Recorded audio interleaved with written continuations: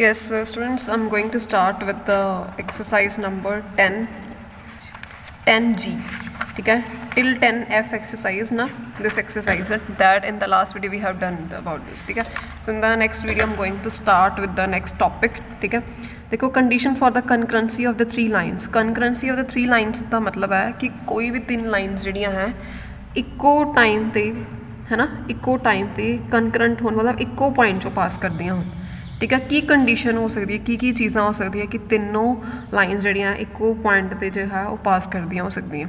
ठीक है ना, वो आप कंडीशन फाइंड आउट करनी है, पॉइंट फाइंड आउट करने हैं या की कंडीशन हो सकती उन्होंने फाइंड आउट करना। देखो कंडीशन किस तरीके के नाल होंदियां, सिंपली देखो अगर असी जो 10th क्लास के कोई पॉइंट फाइंड आउट करते थे 10th क्लास में तुसी स्टूडेंट्स ग्राफ बनाए जिवें तुहानूं इदां दी इक्वेशनस गिवन होंदियां सीगीआं ना, स्ट्रेट लाइन दे गिवन होंदियां सी इक्वेशनस। ठीक है, तुसी उन्होंने सिंपली उहदा बस ग्राफ बना देंदे सीगे। अगर वो ग्राफ अगर दो लाइन्स इदां करके इंटरसैक्ट कर जांदियां सीगीआं तां इंटरसैक्टिंग पॉइंट नूं तुसी उहदा सोल्यूशन कह दिंदे सीगे, that the intersecting point is the solution of this lines. ठीक है ना, इस तरीके दे नाल हुण तीन लाइन्स है आपां की करांगे, दो लाइन्स का इंटरसैक्टिंग पॉइंट कड्डांगे।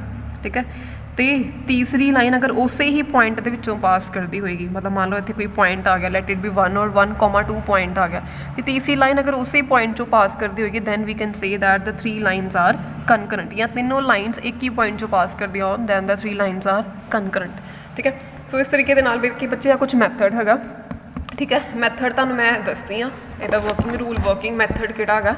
ठीक है, देखो बच्चे स्टूडेंट्स वर्किंग मैथड बहुत ही सिंपल हैगा ਇਹਦਾ। ठीक है, जिवें इन्होंने इत्थे कहा कि find the value of P so that the three lines में इंटरसैक्ट एट वन पॉइंट। उन्होंने गिवन दिता कि तीन लाइन्स है एक ही पॉइंट के उत्ते इंटरसैक्ट करदियां ते पी की वैल्यू नूं तुसीं की करो कैलकुलेट करके दिखाओ। ठीक है, देखो पी की वैल्यू किस तरह कैलकुलेट करांगे, इंटरसैक्ट एट वन पॉइंट का की मतलब होया कि तीनों लाइन्स एक ही पॉइंट उत्ते इंटरसैक्ट करदियां कुछ इस तरीके है ना। अगर मान लो मैं दो लाइन्स नूं सॉल्व करके उन्हों का इंटरसैक्टिंग पॉइंट कढ़ लवां तो तीसरी लाइन तो वो पास करेगी ना।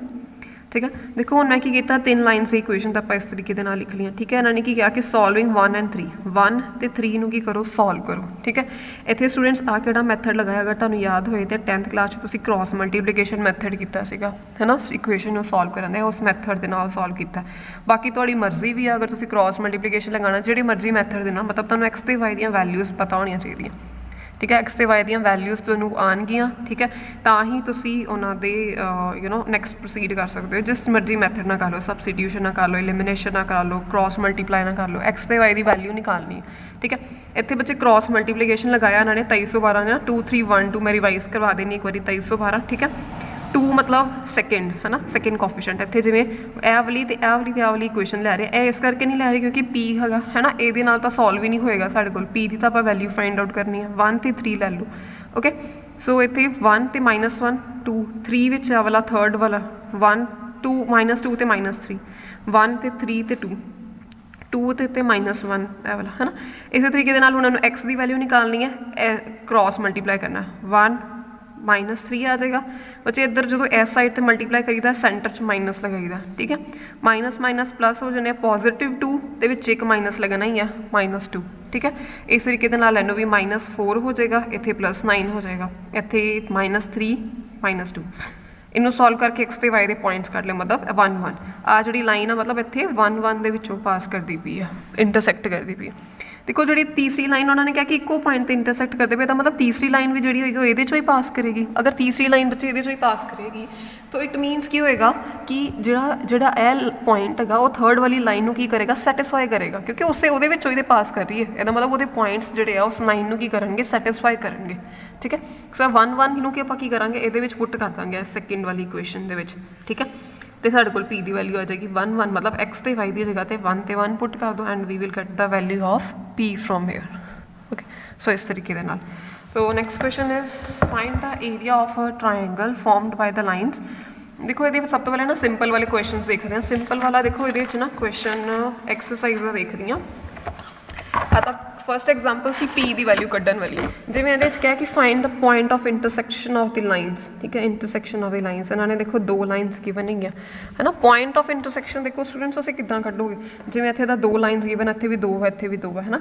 पॉइंट ऑफ इंटरसैक्शन कढ़न का मतलब है you have to solve the equations. तुसीं ऑलरेडी 10th क्लास सॉल्व करना सीख के आए हो, बहुत 3 4 मैथड के नाल पढ़े है ना, जिहड़े मर्जी मैथड के नाल कर लो। ਤੇ ਆ 3 prove that the 3 lines are concurrent. ਇੱਥੇ 3 ਲਾਈਨਸ ਗਿਵਨ ਆ, ਹੁਣ 3 ਲਾਈਨਸ ਕਦੋਂ ਕਨਕਰੈਂਟ ਹੋਣਗੀਆਂ? ਠੀਕ ਹੈ, ਤੁਸੀਂ ਕੀ ਕਰੋਗੇ, 2 ਲਾਈਨਸ ਨੂੰ ਸੋਲਵ ਕਰਕੇ ਇਹਨਾਂ ਦਾ ਪੁਆਇੰਟ ਕੱਢੋਗੇ, ਜਿਵੇਂ ਕਿ ਹੁਣੇ ਆਪਾਂ ਕੱਢਿਆ। ਇਹਨਾਂ ਨੂੰ ਸੋਲਵ ਕਰਕੇ x ਤੇ y ਦੀ ਵੈਲਿਊ ਆਏਗੀ। ਅਗਰ x ਤੇ y ਦੀ ਵੈਲਿਊ ਇਹਨੂੰ ਸੈਟਿਸਫਾਈ ਕਰਦੀ ਹੈ, ਸੈਟਿਸਫਾਈ ਕਰਨ ਦਾ ਮਤਲਬ ਹੈ ਕਿ 0 ਇਕੁਅਲ ਟੂ 0 ਆਉਣਾ ਚਾਹੀਦਾ। ਅਗਰ ਉਹ ਸੈਟਿਸਫਾਈ ਕਰਦੀ ਹੈ then we can say that the 3 lines are concurrent. ਠੀਕ ਹੈ, ਇਸ ਤਰੀਕੇ ਦੇ ਨਾਲ ਆਵਲਾ ਕੁਐਸਚਨ ਕਰਦੇ ਆ। Find the value of k, ਜਿੱਦਾਂ ਹੁਣ ਆਪਾਂ p ਦੀ ਵੈਲਿਊ ਕੱਢੀ ਉਸੇ ਤਰੀਕੇ ਦੇ ਨਾਲ k ਦੀ ਵੈਲਿਊ ਕੱਢੋਗੇ। ਠੀਕ ਹੈ, 4th ਕੁਐਸਚਨ ਤੁਸੀਂ ਨਹੀਂ ਕਰਨਾ, ਨੈਕਸਟ ਕੁਐਸਚਨ ਅਸੀਂ ਕਰਦੇ ਹਾਂ, ਪ੍ਰੋਸੀਡ ਕਰਦੇ ਹਾਂ ਨੈਕਸਟ ਵਾਲੇ। ਠੀਕ ਹੈ,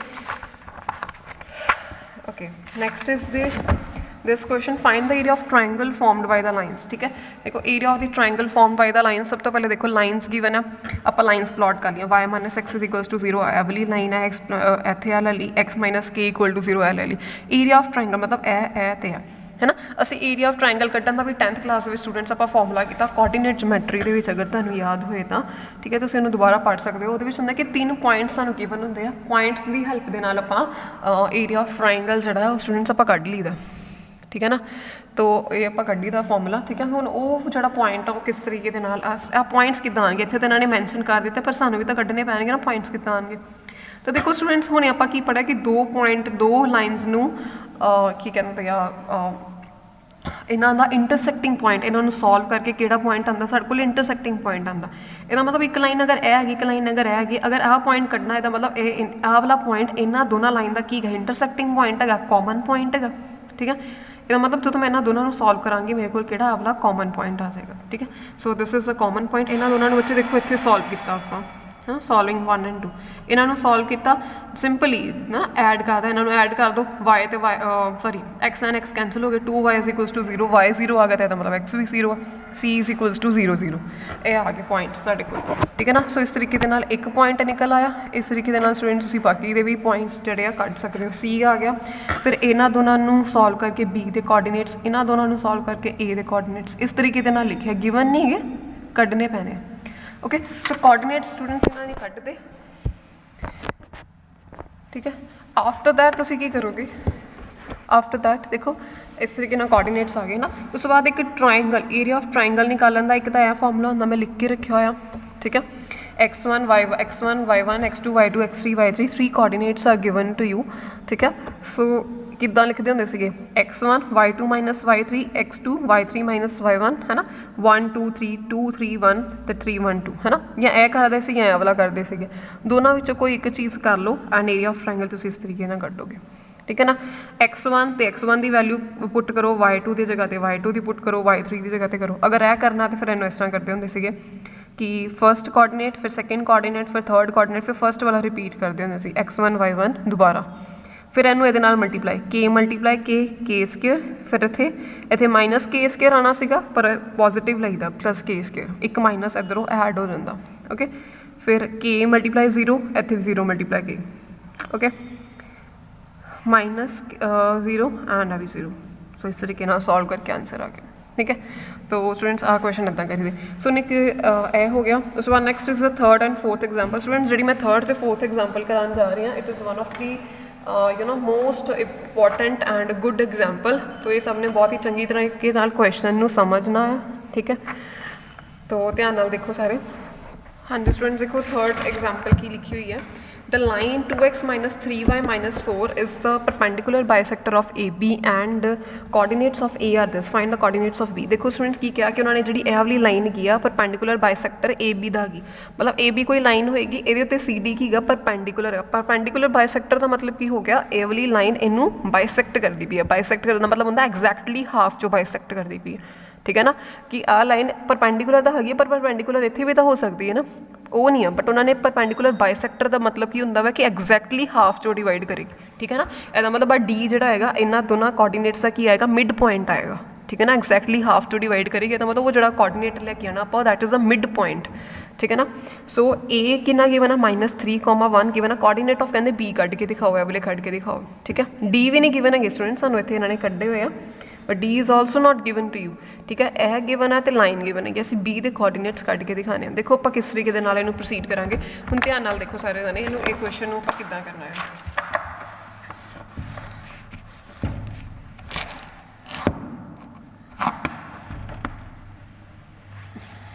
ठीक है। मैं फिगर बना ली है स्टूडेंट्स, देखो इत्थे, ठीक है। डी वाले कोऑर्डिनेट्स हजे गिवन नहीं है, सॉरी तुहानूं मैं इत्थे लिख दिते आ, ठीक है। आ डी पॉइंट है, ठीक है। सब तो पहले देखो मैं प्लान की कर रही हूँ, आप किदां कर रहे हैं प्रोसीड। मैनूं सी डी वाली लाइन गिवन हैगी है, ठीक है ना, सी डी वाली लाइन गिवन है, ਉਹਦੀ इक्वेशन गिवन हैगी है, ठीक है। 2x minus 3y minus 4 is equals to 0। अगर स्टूडेंट्स मैं यदि कढ़नी होवे स्लोप कि इस लाइन की स्लोप कितनी है, ठीक है। तुहानूं पता है कि स्लोप की होंदी है एक्स का कोफिशेंट ओवर वाई का कोफिशेंट के नाल माइनस लगा दो, minus of x coefficient and minus of y coefficient, इसका मतलब कितनी आ गई 2/3, ठीक है। तो स्लोप किसी भी लाइन की स्लोप में तुम इस तरीके के नाल ही कढ़ोगे, तुहानूं पिछली एक्सरसाइज के दस्सिया सोल्यूशन दस्सिया माइनस ए ओवर बी होंदी है वैल्यू, ठीक है। तुसीं इहनूं इस तरीके के नाल लिखोगे। Now slope of C D की स्लोप आ गई, ठीक है। हुण असीं ए बी स्टूडेंट साडा मेनली काम कीगा आपां बी दे कोऑर्डिनेट्स कढने हैं, ठीक है। How to calculate B the coordinates, ठीक है। ये कोऑर्डिनेट्स मैं लैट कर लिया कि B the coordinate alpha beta आ गया, मैनूं इहदी वैल्यूज़ नूं फाइंड आउट करना, ओके। देखो कुछ मैथड है, कुछ प्रोसीजर है किदां कढ़ना। पहले मैं सी डी की स्लोप कढ़ ली है, ठीक है। हुण मैं की कर रही हाँ ए बी की स्लोप कढ़ लगी। देखो सी डी जी है मैनूं पता है कि ए बी दे की है परपेंडिकुलर है, मतलब ए लाइन इस लाइन के परपेंडिकुलर है, ठीक है। तो परपेंडिकुलर लाइनस के उत्ते स्टूडेंट्स की होंदी स्लोप की होंदी है product of slope equal to -1। अगर यदि वैल्यू m1 है तो मतलब मैंने पता है कि अगर परपेंडिकुलर दो हुई लाइनस परपेंडिकुलर हुई, कंडीशन की होंगी है कि product of the slopes is equals to -1, ठीक है। So now m1 into m2 is equals to -1। अगर मैं इतने 2/3 लिखती हाँ, m2 इज इक्वल्स टू -1, यानी कि m2 की वैल्यू कितनी आ गई -3/2, यानी कि स्लोप ऑफ ए बी है ना, ए बी की कितनी आ गई मेरे को स्लोप 3/2। हुण देखो ए बी वाली लाइन है, एक मैनू पॉइंट गिवन है, एक मेरे को स्लोप आ गई है, ठीक है ना। अगर मैं ए बी लाइन की गल करा, ठीक है ना, ए बी लाइन तो स्टूडेंट्स मेरे को स्लोप कितनी आ गई है -3/2, पॉइंट किहड़ा है -3 -1। कि मैं इस लाइन की इक्वेशन कढ़ सकती हाँ, ठीक है ना, क्योंकि देखो इक्वेशन ऑफ लाइन स्टूडेंट्स की होंगी है मेरे को, अगर तुहानूं याद होए तो किसी भी लाइन की इक्वेशन है ना passing through 1 point form. So y minus y1 is equals to m x minus x1। Last exercise के आप फॉर्मूला कर चुके हैं कि एक लाइन एक पॉइंट चो पास करती हो लाइन तो एक स्लोप हो, तो y माइनस y1 कितना है +1, ठीक है। स्लोप की वैल्यू -3/2, ओके। इत्थे कितना आ जाएगा x+3, ओके। इनू बच्चे आप सॉल्व कर लो, सॉल्व करके कुछ आ टाइप की इक्वेशन जी है तुहाडे कोल बन जाएगी, ठीक है। ਇਹਦਾ मतलब यह इक्वेशन मेरे को केड़ी आ गई है ए बी लाइन की इक्वेशन आ गई है मेरे को, ठीक है। एक इक्वेशन मेरे को सी डी लाइन की सीगी, एक इक्वेशन मेरे को ए बी लाइन की आ गई है, ठीक है। तो देखो स्टूडेंट्स हुणे आपां की दस्सिया कि जो आप दो इक्वेशन नूं सॉल्व करते हैं तो उहदे विच साडे कोल की मिलदा, सानूं इंटरसैक्टिंग पॉइंट मिलता कि जिहड़े पॉइंट तो इंटरसैक्ट कर रही है, ठीक है ना। अगर इस लाइन की मेरे को इक्वेशन है तो इस लाइन की भी इक्वेशन है, अगर इन्हां दोनों मैं सॉल्व कर ला मैनूं किहड़ा पॉइंट मिलेगा इंटरसैक्टिंग पॉइंट। इंटरसैक्टिंग पॉइंट है ए वाला, ठीक है ना। यदा मतलब मैं की करांगी एन नूं ते ए वाली इक्वेशन नूं दोनों की करांगी सॉल्व कर लाँगी। 2x minus 3y minus 4 is equals to 0। आ सी डी की इक्वेशन, ए बी की इक्वेशन लिख लो 3x + 2y + 7 is equals to 0। तो स्टूडेंट्स ताड़ी बुक के सॉल्व किया है, ठीक है। मैं डायरैक्टली आंसर लिख रही हाँ कि x ते y की वैल्यू कितनी आएगी, तुसीं इहनूं जिहड़े मर्जी मैथड के नाल सॉल्व कर सकते हो, जिवें कि इत्थे लिखिया होया मैथड देख लो, ठीक है। इन्होंने क्रॉस मल्टीप्लीकेशन लगाया, तुसीं कोई भी लगा सकते। इन्हों सॉल्व करके मेरे को कोऑर्डिनेट आ गया -1 -2, ठीक है। मैं डायरैक्ट लिख रही हूँ हुण टू सेव द टाइम, ठीक है। इसका मतलब x की वैल्यू -1, y की वैल्यू -2। अगर आ वाला इंटरसैक्टिंग पॉइंट आएगा, ठीक है, तो इंटरसैक्टिंग पॉइंट का स्टूडेंट्स नाम की है इतने डी। इसका मतलब मेरे को डी का कोऑर्डिनेट्स आ गए -1 ते -2, ओके। इसका मतलब डी के कोऑर्डिनेट्स इतने मैं लिख लैनी -1 -2। देखो हम स्टूडेंट्स आ थल्ले वाली लाइन है गया वाली है ना, इतने अगर ए के कोऑर्डिनेट मैनू गिवन सीगे -3 ते 1, ठीक है। D is the mid point of this line, ठीक है। हुण बी है, बी की वैल्यू है alpha beta. Can I find out the value of alpha and beta, ठीक है ना, क्योंकि डी की मिड पॉइंट है तो इतने मैं मिड पॉइंट फॉर्मूला लगा सकती हाँ, ठीक है ना। देखो मिड पॉइंट फॉर्मूला लगाओ किदा, इन्हों ऐड कर दो, एक्स की कोऑर्डिनेट्स ऐड कर दी, -3 + α/2 इज इक्वल्स टू -1, इधरों 1 + β/2 विच इज इक्वल टू -2, है ना। सो स्टूडेंट्स इतने साढ़े को आ जाएगी वैल्यू, हाँ जी। अल्फा की वैल्यू स्टूडेंट्स मेरे को आ गई 1, ठीक है। तो बीटा की वैल्यू बच्चे इस तरीके से सॉल्व करके आ गई 1 -5। तो 1 and -5 are the coordinates of B, ठीक है, which will be your answer. तो ध्यान नाल देखो स्टूडेंट्स मैं की किया, एक बार मैं दोबारा समराइज कर देनी हाँ। सी डी वाली लाइन की इक्वेशन गिवन सी मैंने, ठीक है, ए का कोऑर्डिनेट गिवन सी, होर कुछ नहीं मैंने गिवन सी। उन्होंने कहा कि बी का कोऑर्डिनेट निकाल के दिखाओ। सब तो पहले मैं ए की स्लोप फाइंड आउट की, उतो ए की स्लोप की हेल्प के नाल मेरे को ए बी की स्लोप आ गई क्योंकि परपेंडिकुलर सीगा। फिर ए बी की स्लोप मेरे को पॉइंट भी सीगा तो ए बी का मेरे को स्लोप भी सीगी, ठीक है। फिर उस तो बाद मैं 1 पॉइंट फॉर्म लगा के इक्वेशन फाइंड आउट की ए बी की, ठीक है। सो मैंने यह भी पता सीगा कि अगर साढ़े को दो इक्वेशनस आ जाए, मैंने यदी भी इक्वेशन तो यदी भी इक्वेशन पता लग जाए, मैं पॉइंट ऑफ इंटरसैक्शन निकाल सकती हूँ। पॉइंट ऑफ इंटरसैक्शन ए वाला आया मेरे को, ओके। एंड आफ्टर दैट तुम की करोगे, पॉइंट ऑफ इंटरसैक्शन आ गया, डी का कोऑर्डिनेट आ गया, ठीक है। तो यदी हेल्प के नाल डी मिड पॉइंट है इन्होंने दोनों का, तो मिड पॉइंट फॉर्मूला लगा के बी के कोऑर्डिनेट्स निकाल लेगा, ठीक है। इस तरीके के नाल क्वेश्चन किया स्टूडेंट्स, इंपॉर्टेंट है, ध्यान नाल करो क्वेश्चन, ठीक है। नेक्स्ट एग्जाम्पल इज ये students, next is example number 4। So it is one of the very important example, so ये भी ध्यान नाल करनी है, ठीक है। देखो कितना लिखा है कि assuming that the straight line work as a plane mirror for a point, find the image of the point 1 2 in the line this. कि सोचो कि अगर ए बी की है प्लेन मिरर है, मिरर, ठीक है। 1 ਤੇ 2 अगर इतने मान लो दिखता हो मिरर इमेज तुम्हें पता है कि मैंने ना अगर तुम फिजिक्स पढ़ी होगी, लॉ ऑफ रिफ्लैक्शन पढ़े होंगे, है ना। अगर इस पॉइंट की इमेज बनानी तो कितने बनेगी, इतने करके बनेगी वही, है ना। अगर तुम रिफ्लैक्शन की गल करिए, आप इमेज की बनाने की गल करिए, यदि इमेज इतने बनेगी, है ना, ऑपोजिट साइड से बनती है इमेज, ठीक है। तो ये सब तुम्हें पता है, ये फिजिक्स का कॉन्सैप्ट है। अगर इतने पॉइंट है तो इमेज यदि डाउनवर्ड्स बनेगी। सो कहते कि इमेज निकालो कि आस पॉइंट की 1 ते 2 पॉइंट है, इमेज निकालो, तो इमेज यदि इस साइड पर बनेगी, इदा आप इमेज निकालनी। तो how to calculate the image, यह वाला कोऑर्डिनेट असी किस तरीके के फाइंड आउट करांगे, ध्यान नाल देखो यह भी क्वेश्चन नूं।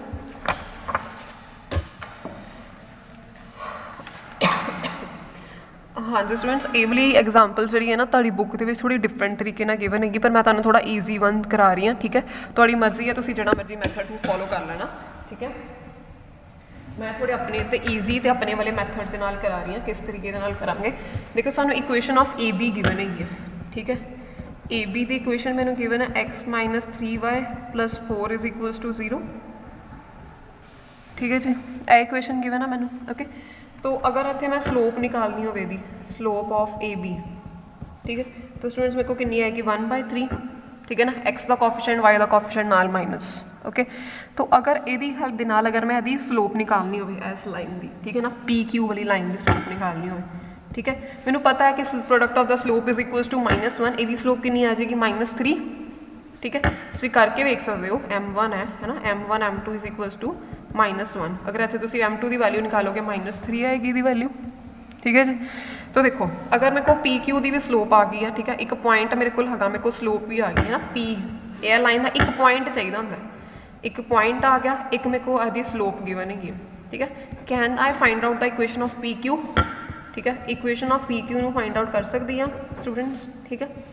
मेरे को की होंगी है y - y1 m x - x1, ठीक है। सो y - y1 की वैल्यू 2 -3 x - x1 दिस, ठीक है। तो स्टूडेंट्स इनू सॉल्व करके वेखो, तो इनू सॉल्व करके तुहाडे कोल देखो इक्वेशन बनेगी कुछ 3x + y - 5 = 0, ठीक है, which is the equation of P Q. आ पी क्यू की इक्वेशन है, ठीक है। यह जी इक्वेशन है आ ए बी की इक्वेशन है, ठीक है। हुण मैनूं पता है कि पी क्यू तो ए बी जोड़े कि पॉइंट पर इंटरसैक्ट करते पे, एम पॉइंट पर इंटरसैक्ट करते पे, ठीक है। तो देखो अगर मैं इन्होंने दोनों सॉल्व करांगी, मेरे को इंटरसैक्टिंग पॉइंट आएगा, यदा मतलब मेरे को एम के कोऑर्डिनेट्स आ जाएंगे ना। तो now I am going to solve these 2 equations, ठीक है। मैं इन्होंने सॉल्व कर लगी हाँ, ठीक है। तुम अपने तरीके सॉल्व कर सकते हो, जी मर्जी मैथड के नाल x y ते वैल्यू कढ़ लो, ठीक है। 3x + y - 5 = 0, मैं इनू 3 नाल मल्टीप्लाई कर लगी है, ठीक है। इलिमिनेशन मैथड लगान लगी है, मतलब 3x + y - 5 = 0 इलिमिनेट, यह कैंसल हो गया, -10y, ओके। एंड स्टूडेंट्स इतने 12 आना, ठीक है। -17 = 0, सो y के कोऑर्डिनेट्स मेरे को आ गए जी 17/10, ठीक है। सो y की वैल्यू आ गई 17/10। After that I am going to put this value in one of the equation कि x + 3y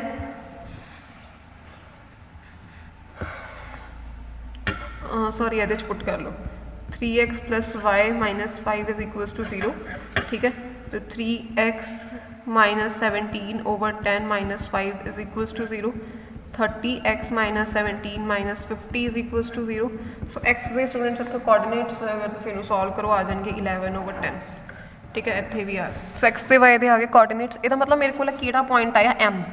ਠੀਕ ਹੈ, m ਦੇ ਕੋਆਰਡੀਨੇਟਸ ਆ ਗਏ ਮੇਰੇ ਕੋਲ ਸਟੂਡੈਂਟਸ ਇੱਥੇ 11/10 ਤੇ 17/10। ਦੇਖੋ ਮੈਨੂੰ ਵੈਲਿਊ ਕਿਹਦੀ ਫਾਈਂਡ ਆਊਟ ਕਰਨੀ ਹੈ, q ਦੀ। ਇਟ ਮੀਨਸ ਇੱਥੇ ਦੁਬਾਰਾ ਫਿਗਰ ਬਣਾ ਲਓ ਇੱਦਾਂ। ਠੀਕ ਹੈ, ਇਫ p ਇਜ਼ 1,2 ਠੀਕ ਹੈ, m ਮਿਡ ਪੁਆਇੰਟ ਹੈਗਾ 11/10 17/10 ਤੇ ਆਹ ਪੁਆਇੰਟ ਦੇ ਕੋਆਰਡੀਨੇਟ ਤੁਸੀਂ ਫਾਈਂਡ ਆਊਟ ਕਰ ਸਕਦੇ ਹੋ ਅਗਰ ਮੈਂ h ਤੇ k ਅਜ਼ਿਊਮ ਕੀਤਾ ਹੋਇਆ। ਠੀਕ ਹੈ ਨਾ, ਮਿਡ ਪੁਆਇੰਟ ਫਾਰਮ ਲਗਾ ਕੇ। ਠੀਕ ਹੈ, ਤਾਂ ਉਹੀ ਕਰਾਂਗੇ ਆਪਾਂ formula. So 1 + h/2 is equals to 11/10। ਠੀਕ ਹੈ, ਇੱਥੇ 2 + k/2 ਇਜ਼ ਇਕੁਅਲਸ ਟੂ 17/10। ਠੀਕ ਹੈ, ਇਹ ਤੇ ਇਹ ਕੈਂਸਲ ਆਊਟ ਹੋ ਗਏ। ਇਹ ਆ ਜਾਏਗਾ 5 + 5k is equals to 11 5k is equals to 6k is equals to 6/5। Sorry h ਹੈਗਾ ਸੀ ਇਹ ਵਾਲਾ ਤਾਂ h is equals to 6/5। Okay, ਇਹਨੂੰ ਸੋਲਵ ਕਰ ਲਓ ਇੱਥੇ ਵੀ ਇੱਦਾਂ ਹੀ। ठीक है ना, so it is 10 + 5k is equals to 17। Now 5k is equals to 7 k is equals to 7/5 ना। h ਤੇ k ਦੇ ਕੋਆਰਡੀਨੇਟਸ ਆ ਗਏ, मतलब मेरे को q ਦੇ कोऑर्डिनेट्स निकल के आ गए 6/5 एंड 7/5 आंसर। ठीक है, तो इस तरीके से स्टूडेंट्स आ क्वेश्चन करोगे। ठीक है, तो चाहे बुक वाला मैथड लगा लो चाहे यह लगा लो, इट्स योर विश। ओके, ठीक है। सो next is the example number 5 तो असी स्टूडेंट्स नहीं करनी है। ठीक है, एग्जाम्पल नंबर 6 देखो आप करांगे।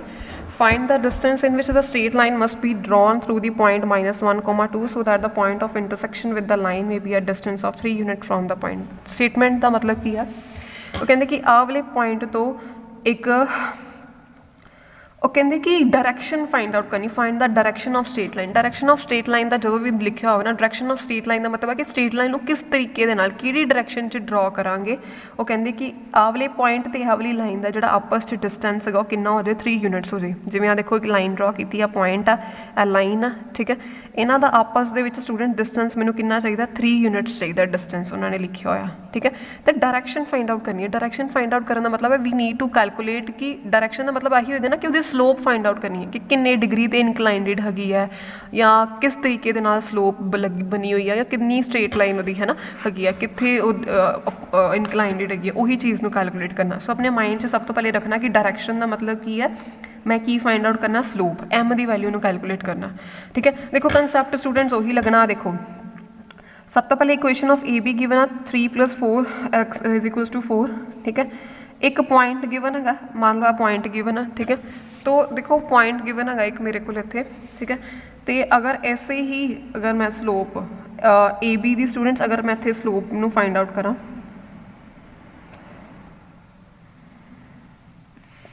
स्टूडेंट्स अगर मैं इत्थे PQ दी स्लोप नू फाइंड आउट करना, एक मेरे को पॉइंट चाहिए होंदा ते एक स्लोप चाहिए होंदी है। ठीक है, -1 ते 2 पॉइंट ते है ही है, M नू मैं लैट कर लैनी है स्लोप। ठीक है ना, ऐसे लाइन की तो आप स्लोप फाइंड आउट करनी है, ऐसे लाइन का तो M मैं कैलकुलेट करना है कि आही वाली लाइन कितने इनकलाइंड हैगी, M की है इनू ही मैं कैलकुलेट करना है। ठीक है, so let M be the slope जिन्हों मैं फाइंड आउट करना है। पॉइंट मेरे को है y - y1 is equal to m x - x1। एक इक्वेशन बन गया, PQ की इक्वेशन आ गई मेरे को। हुण AB की इक्वेशन मेरे को गिवन है। ठीक है, AB की इक्वेशन मेरे को गिवन है वाली है ना। इन्हों दोनों स्टूडेंट्स अगर मैं सॉल्व करांगी मेरे को किहड़े कोआर्डीनेट्स आएंगे, Q के कोआर्डीनेट्स आएंगे। ठीक है ना, Q के कोआर्डीनेट्स आएंगे। सब तो पहले तो तुसीं यह फाइंड करने, यही इन्होंने फाइंड आउट किए हुए स्टूडेंट्स, ये तुसीं कैलकुलेशन वर्क इत्थों देख सकते हो। ठीक है, Q के कोआर्डीनेट्स मेरे को आ गए इत्थे। ठीक है, आफ्टर दैट की किया है, देखो PQ P ते Q है ना, इन्हों का डिस्टेंस मैनू गिवन सीगा 3 P ते Q। Q के कोआर्डीनेट्स आ गए इतने मेरे को आए हुए 2 - m जो भी आएंगे स्टूडेंट्स तुसीं इत्थे लिख लैणे। इन्हों दोनों से स्टूडेंट्स डिस्टेंस फॉर्मूला लगाना है ना। डिस्टेंस फॉर्मूला होंदा x2 - x1 + y2 - y1 दा whole square is equals to distance कितना गिवन है 3, इसका मतलब वह भी स्क्वायर हो जाएगा 9। ओके, तो इस तरीके के नाल इत्थे स्टूडेंट्स आ वाला फॉर्मूला लगाया, इनू सॉल्व किया तो m की वैल्यू आ गई, m की वैल्यू आ गई 0। तो स्टूडेंट्स देखो स्लोप 0 कदों होंदी, स्लोप सिर्फ उदों ही 0 होंदी है जो कि लाइन की होवे पैरेलल किहदे होवे, एक्स एक्सिस के पैरेलल होवे। ठीक है ना, m0 का मतलब होंदा वा कि tan 0। ठीक है ना, 0 डिग्री का इनकलाइंड डिग्री 0 डिग्री tan उदों ही 0 डिग्री होंदा जो लाइन की होवे एक्स एक्सिस के पैरेलल होवे। ठीक है, तो तुसीं की लिखोगे line is parallel to x axis. Okay, तो स्टूडेंट्स इस तरीके नाल तुसीं एग्जाम्पल करनी, एग्जाम्पल नंबर 7 नहीं करनी है। ठीक है, जिहड़ियां सिर्फ कराइयां गई एग्जाम्पल सिर्फ वही करनी है। आफ्टर दैट 10G एक्सरसाइज है 1 2 3 आ क्वेश्चन करने हैं, 4th क्वेश्चन नहीं करना। ओके, 5th क्वेश्चन भी नहीं करना, 6th question foot of perpendicular में हुणे एग्जाम्पल कराई, सिमिलर क्वेश्चन ए वाला क्वेश्चन भी विद स्लोप 5, ठीक है। Equation of intersection, simple 2 point की इंटरसेक्शन निकालनी है। इमेज वाला क्वेश्चन मैं हुणे कराया तुहानू, distance of the line from this point and this line हुणे किता पा वाले क्वेश्चन, अगले वाले क्वेश्चन नहीं करने, 10, 11, 12, 13 नहीं करने, ठीक है। The question which are similar to example do only that question, ठीक है। Thank you so much students. So complete 10G exercise. Thank you so much students.